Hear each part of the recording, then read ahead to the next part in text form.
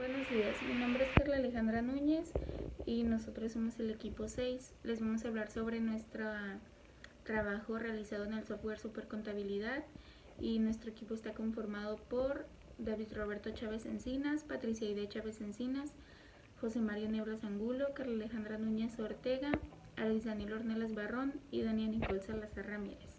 En él realizamos el caso práctico nombrado La Fortuna S.A.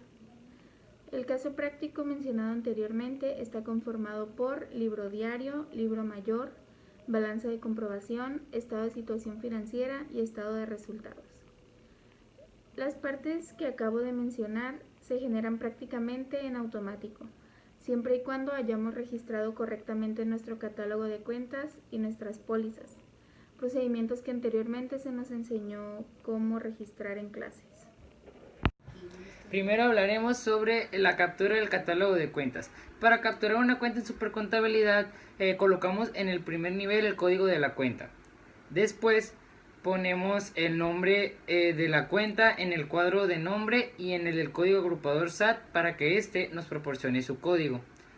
Luego vas al apartado de tipos de cuentas y seleccionas activo o pasivo dependiendo de la cuenta que tú estés capturando.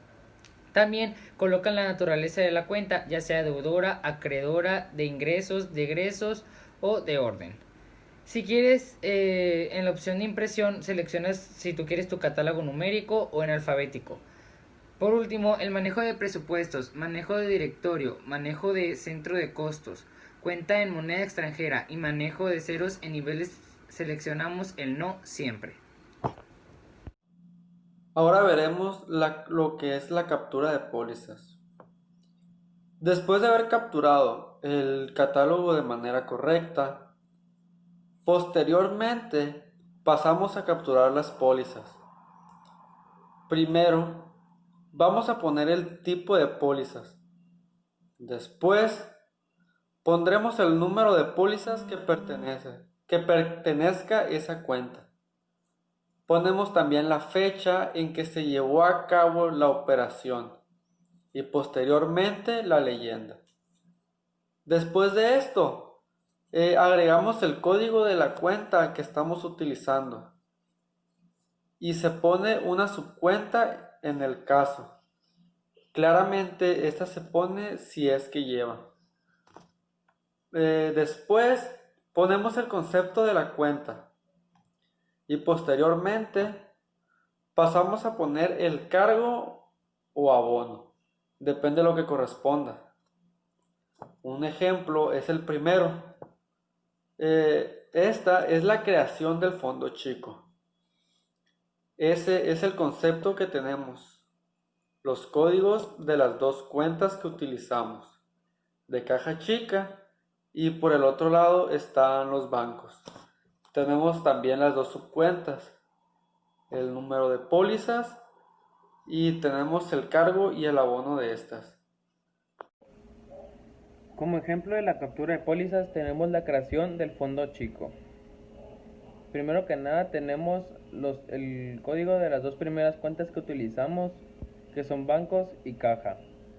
Tenemos las dos subcuentas, el número de pólizas y por último tenemos el cargo y el abono. En el mayor general se muestra la misma información que en el libro diario, pero de manera concreta.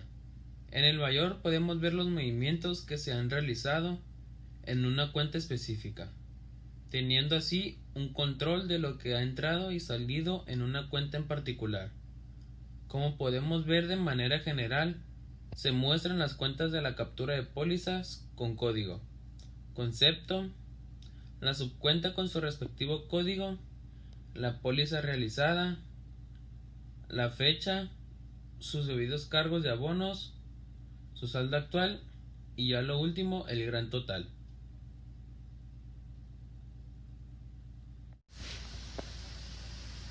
En el mayor general se muestra la misma información que en el libro diario, pero de manera concreta.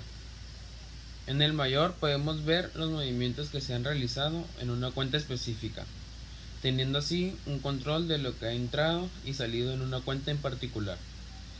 Como podemos ver de manera general, se muestran las cuentas de la captura de pólizas con código, concepto, la subcuenta con su respectivo código, la póliza realizada, la fecha, sus debidos cargos de abonos, su saldo actual y a lo último el gran total.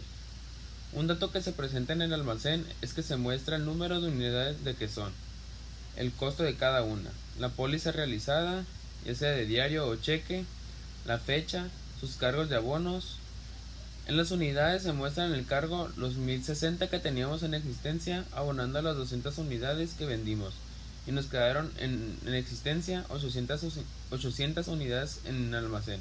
Y por último, una de las utilidades que tiene el mayor es que se muestra cronológicamente, por lo que esto te puede servir para identificar rápidamente algún error que hayas cometido. En la balanza de comprobación se muestra el código de su cuenta, su naturaleza deudora o acreedora, un saldo anterior, su movimiento deudor y acreedor y el saldo que arroja. Y es el mismo caso para todas las cuentas. Al final se presentan los totales que tienen que dar el mismo resultado sacándolos de los cargos y los abonos. Ya si los números salen en rojo, se supone que algo capturaste mal. La función de la balanza de comprobación es precisamente comprobar que los saldos deudores y acreedores sean iguales. De esta forma sabemos si las cantidades del libro diario se registraron correctamente en el libro mayor. En la contabilidad electrónica, la balanza de comprobación es una lista de los saldos de todas las cuentas del catálogo contable. Y debido a que cualquier falla en los movimientos y saldos de las cuentas T se ve reflejado en la balanza de comprobación. Este papel de trabajo es la antesala para la elaboración de un documento que resulte estratégico para cualquier negocio. El balance general o estado de situación financiera.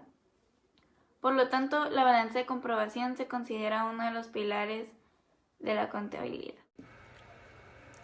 El estado de situación financiera o balance general representa ordenadamente las cuentas y los saldos que resultaron de la captura de pólizas en el activo circulante. En el rubro efectivo hay dos cuentas, caja chica y banco. Estas cantidades se ponen en la segunda columna y se suman, y después se pasa el resultado de la suma de la tercera columna. Se hace un corte. En el rubro de cuentas por cobrar hay tres cuentas, clientes, IVA acreditable e IVA por acreditar. Se hace la suma de esas cuentas y se hace un corte. Esa suma después se pasa a la tercera columna. En el rubro de almacén hay solo una cuenta, entonces esta cuenta pasa directamente a la tercera columna.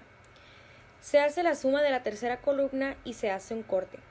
El resultado de la suma pasa a la cuarta columna y como solo hay activo circulante, ese sería el total del activo. El pasivo a corto plazo. En el rubro cuentas por pagar hay cuatro cuentas, proveedores, acreedores diversos, impuestos por pagar e IVA pendiente de pago. Esas cantidades se ponen en la segunda columna. Se hace la suma y se realiza un corte. Esa cantidad se pone en la cuarta columna, porque solo hay pasivo a corto plazo, y ese sería el total de los pasivos. En el rubro capital contribuido solo hay una cuenta, que es capital social. Entonces esa cuenta pasa directamente a la tercera columna. En el rubro de capital ganado hay solo una cuenta de igual manera, que es utilidad del ejercicio. Pasa directamente a la tercera columna, se hace la suma de la tercera columna y por último se realiza un corte. Ese sería el total de capital. El total del pasivo más capital debe ser igual al total de activo y se debe de poner alineado en los totales. Estado de resultados. Como último tenemos el estado de resultados. Se pone en tres columnas. En la columna de la izquierda va el nombre de las cuentas o concepto. En la columna del medio va uno de los importes y en la otra van otros importes. Tenemos preventas con 190,000 de importe y a costo de ventas se le resta ventas para obtener la utilidad bruta, que en este caso salieron 95,000. Después se ponen los gastos generales, que son gastos de venta y gastos de administración. Gastos de venta tiene un importe de 10,000 y gastos de administración un importe de 2,700. Esto se suma para pasar a la siguiente columna, que es la de la derecha, y se le resta la utilidad bruta que teníamos como 95,000 de importe. Por último, tenemos el resultado del ejercicio con 81,300, y esto quedaría como utilidad del ejercicio.